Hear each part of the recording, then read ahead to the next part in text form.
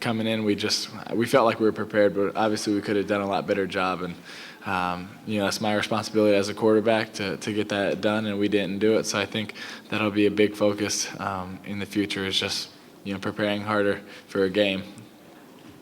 Okay, question on the left side. Go ahead. Yeah, Tim, can you maybe take us through the context of the game itself and when you kind of felt that it was maybe getting away from you? I know there was you had a lot of enthusiasm, first half there with the 2 long runs and then the touchdown, and you obviously were pumped up. And, kind of what was going through your mind in the second half in particular?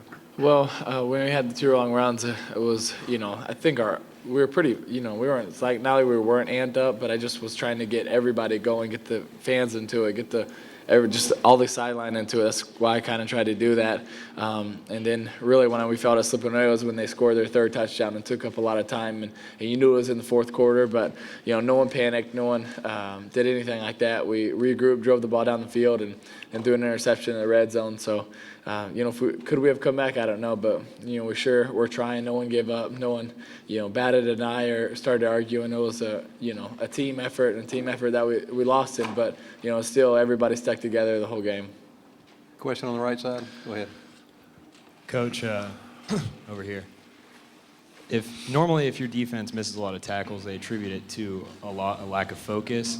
I'd imagine that probably wasn't the case today. So were they just flat out beaten, or what's your assessment of why there were so many missed tackles? That's a good way to analyze it. I don't know if it's lack of focus, lack of preparation, or the fact you're facing some pretty good backs and you didn't make the tackle. We've been a very good tackling team. Our record, we have it right in our defensive staff room. Our record is 45-2 when we have single-digit missed tackles. I know we had more than single digits, so that's a fundamental of defense that I'm sure every school has it. But I think don't take away the credit of the players you played against either. Those are good backs, but we gotta tackle better. Okay, left side. Go ahead. Urban, can you talk about the poise and polish that McElroy showed? I mean, he really didn't make any mistakes, but he was more than a caretaker. I mean, he led them today. And I guess the second question would be, do you think Dunlap would have made a difference? First question is, he was 12 of 18 for 239 yards. That means he hit a bunch of big plays, one long one of 70 yards. We kind of kept Julio only 2 for 28 catches, but the tight end hurt us, and their play action passing hurt us, and then that screen pass. I imagine it was 70-some yards. I'm not even sure. But he did show a lot of poise for a first-year quarterback. You saw that coming, though. You saw last week against Auburn that those kind of things usually really accelerate a quarterback's progress. Okay. Yeah, right side. Go ahead. Coach, 2 plays in particular in the first half. The pass to Hernandez near the goal line that fell incomplete, and then the pass to Demps right there at the first of the game that he dropped. Could you address the significance of those plays and how the game may have changed had y'all come up with those 2 catches?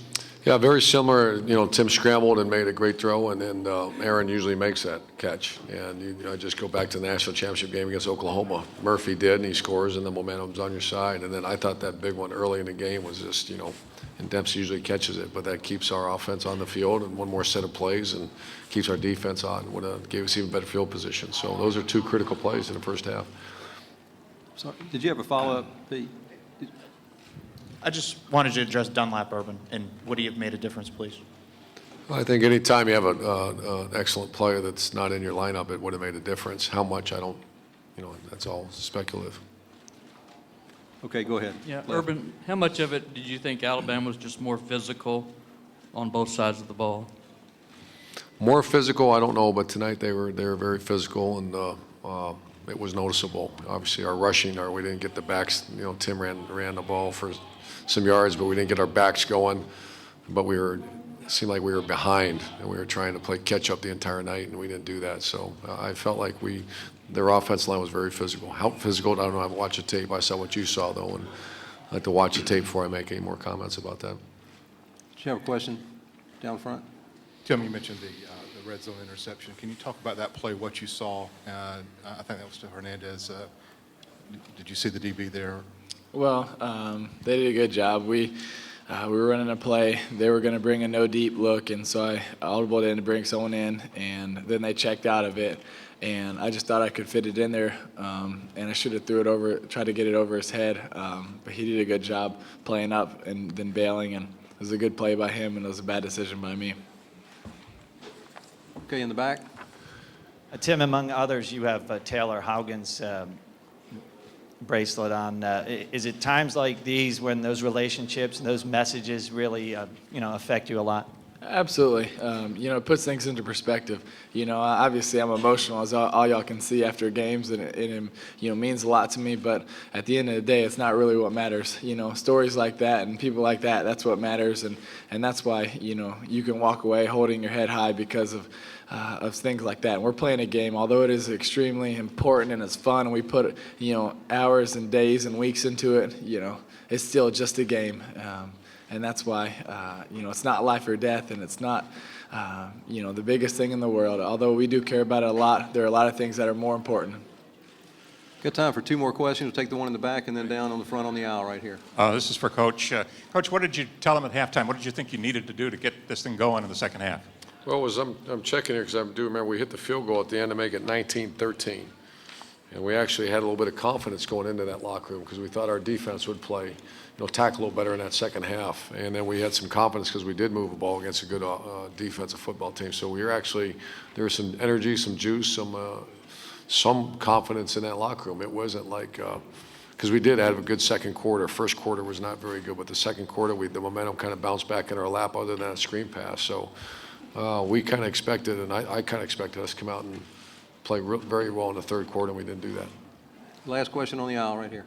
Coach, obviously a stinging loss tonight, but how would you characterize this season as a whole to this point? Well, what's our record? I don't even know. What is it, 12-1? We're 12-1. I'm just as disappointed for, I love these seniors. They're going down to the winningest group of seniors in the history of SEC. In this era of the SEC, I can't imagine there's been stronger. So, but the key is how this team's going to respond. And then I'll let you know. If this team responds like I'm expecting they will, then I'm very proud of them. Thank you very much.